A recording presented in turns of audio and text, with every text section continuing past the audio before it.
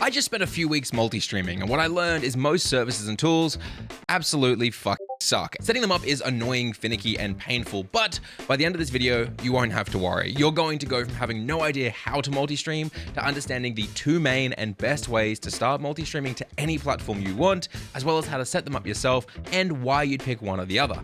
But before we get into all of that, thank you so much to our sponsor, Owned. Owned, your one-stop shop as a streamer, has created an entire scene editor and integrated it into their free version of Owned Pro. This means not only can you now get full overlays from webcam borders, alerts, labels, and so much more set up in literally 3 clicks, and if you want to use literally any of the packs on their website as much as you want, picking and choosing, well, you can upgrade from the free version to the paid and get access to their entire library. And for a little extra a month, you also get access to all of Epidemic's sound, meaning that is over 40,000 plus songs and 90,000 sound effects for your stream. If you want to support me, check out the link in the description to try out Own Pro's new free scene editor and more today. But with that out of the way, let's get into the video.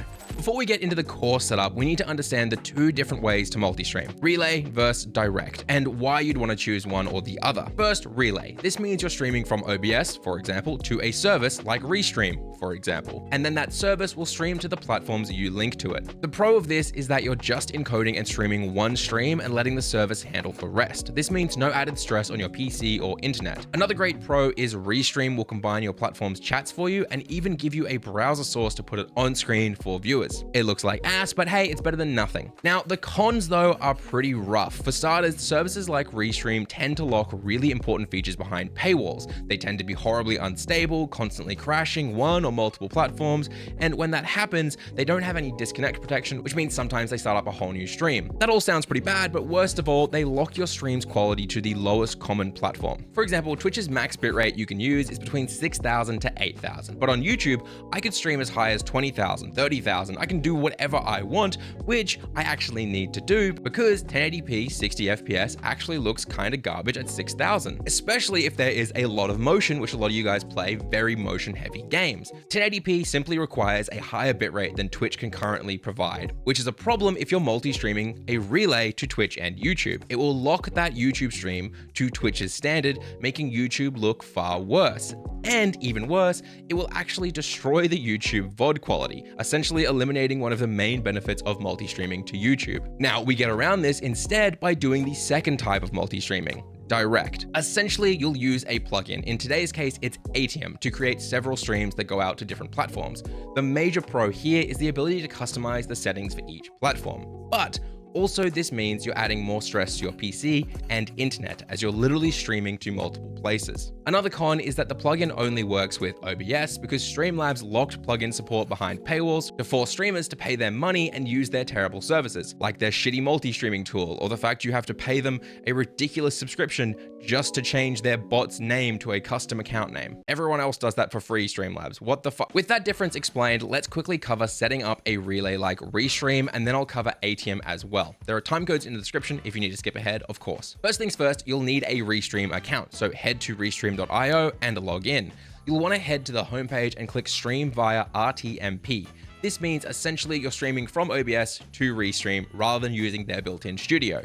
For the love of God, don't use their studio. I'll explain why in a second. Once you've selected that, you'll click Add Channel and start adding the platforms that you want to stream to, such as in this case, YouTube and Twitch. Now, ReStream has a limitation of only allowing 2 platforms for their free version, and they also say they'll add a watermark. This isn't true. It's only adding a watermark if you use the built-in studio version that I told you not to use. But the way they've written this is clearly designed to trick people into buying the paid service to remove the watermark.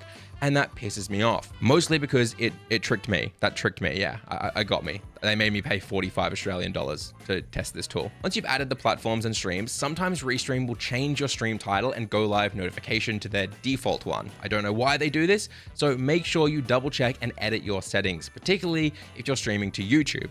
You'll want to click the ... click edit, and make sure the event you select is the next scheduled YouTube stream. If you don't have one scheduled, I'll link a video in the top of the description that covers all of YouTube streaming and shows you how to set up a scheduled stream and why it's so important. Once your platforms are added, toggled on, and the settings look correct, we need to tell OBS to stream to ReStream. So open OBS, go to settings, stream, and click the drop-down service.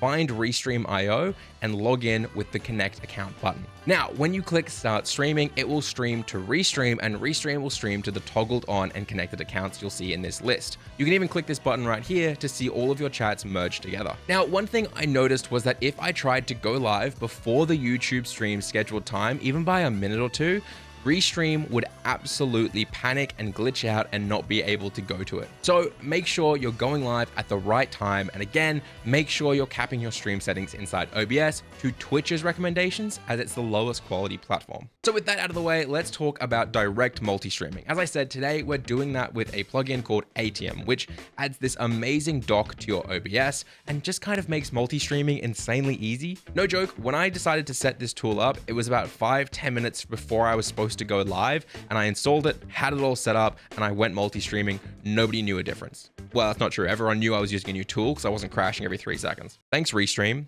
So you're going to go to my link in the description and download the plugin for OBS. Once it's downloaded, make sure your OBS is closed and simply run the installer that downloaded. It's incredibly easy. Once that is done installing, open OBS back up and you should have the Aitium Multistream dock. But if you don't, head to the docks at the top, click Aitium Multistream, and it will add the dock. That said, you may also have several vertical docks open, or in that dropdown, you would have noticed several vertical docks that could be added. These are for when you want to stream to TikTok or YouTube Shorts, but we're not going to be covering that till much later in the video in a very specific way, so just close all of those docks for now. Inside the Aitium Multistream dock, however, you should see something called built-in stream. This is your normal stream that is set up through OBS settings. So you'll see my base or core stream is Twitch, because if I go to my settings, click stream, you'll see I'm logged in and connected to Twitch. If you need help with setting up your base stream and all the settings, I'll have a video linked down in the description.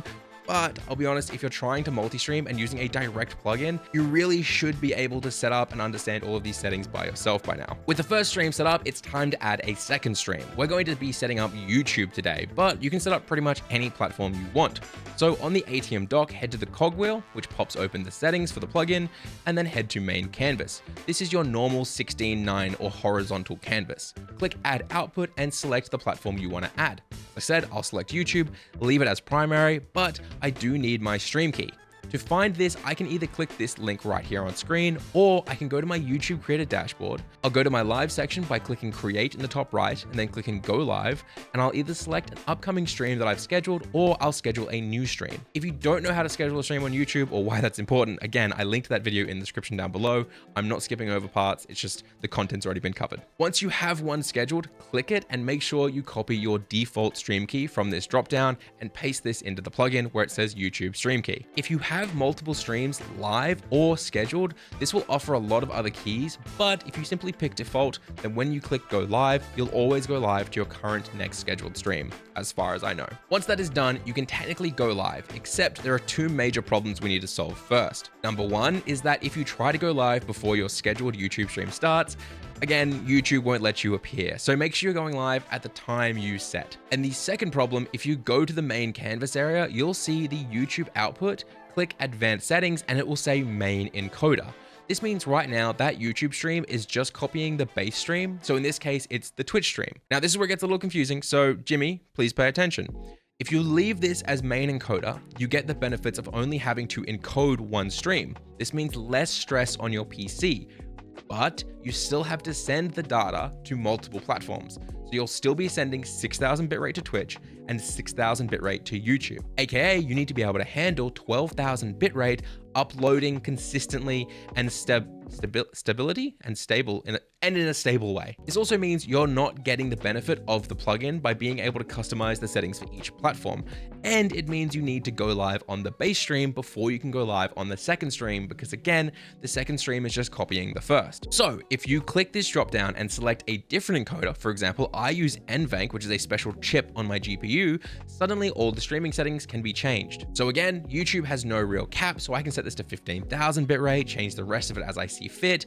But stop right there before you get carried away. Remember, by changing all of this, you are now asking OBS to encode a second stream. AKA, you're now adding more stress to your hardware. And if you increase the bitrate like I did, now my internet needs to be able to handle 6,000 to Twitch and 15,000 to YouTube. so 21,000 in total. If you're not sure what your upload speed is, then check out the speedtest.net linked in the description. That will give you a good idea. You can, of course, add as many streams or platforms as your setup can handle. And once you've changed your settings or left them as main encoder, depending on your setup, and you're ready to go live, you'll click this little button here on the main stream and then work your way down the list, clicking any other platforms you want to stream to. While streaming, I really recommend you keep your stats panel open by going to OBS, View, Stats, and this will let you see any skipped, dropped, or lagged frames. You'll know your PC or internet is struggling if there is a large percentage of either of these. If you want to know the difference between these three types of frame issues and how to fix them, again, I'll have a video on that in the description. Now, there are a lot of other cool aspects of this plugin, such as sending different audio tracks to different platforms, sending different scenes to different platforms, or using Aitium to stream vertically on TikTok or Shorts. But for me, I don't use any of that, because I think it just adds complications that don't make my streams content better. I like my stream setup to be really simple and minimal so I can focus on just making something entertaining. Plus, when it comes to multi-streaming, TikTok and Vertical want very different content to horizontal platforms. If I streamed on TikTok as if I was a Twitch streamer, I'd not get a single viewer. So I wouldn't even bother multi-streaming to those platforms. I'd just go live to them and give them the energy they deserve. That said, if you do want to learn about any of that, I'll link a mate of mine named Nutty who has an amazing in-depth video on it down below. And if you want to learn how multi-streaming can actually pretty much destroy your growth as a creator, well, especially on YouTube and TikTok, click here. If the video is not out yet, it might be next week, but it should be here.